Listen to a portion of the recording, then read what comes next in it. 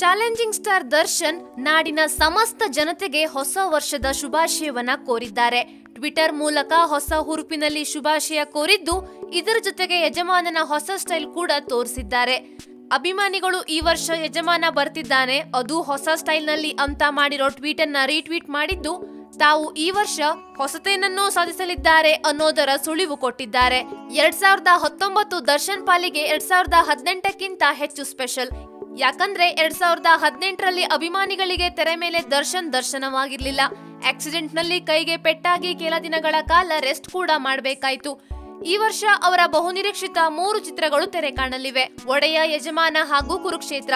ಈ 3 ಚಿತ್ರಗಳ ಮೂಲಕ ದರ್ಶನ್ ವಿರಾಟ ದರ್ಶನವಾಗೋ ಎಲ್ಲ ಲಕ್ಷಣಗಳು ಕಾಣ್ತಾ ಇವೆ. ಹೀಗಾಗಿ ಹೊಸ ಹುರುಪಿನಲ್ಲಿ ದರ್ಶನ್ ಹೊಸ ವರ್ಷವನ್ನ ಸ್ವಾಗತಿಸಿದ್ದಾರೆ. ಒಡೆಯ ಸಿನಿಮಾದಲ್ಲಿ ದರ್ಶನ್ಗೆ ಜೊತೆಯಾಗಿ ರಾಘವಿ ತಿಮ್ಮಯ್ಯ ನಟಿಸುತ್ತಿದ್ದಾರೆ.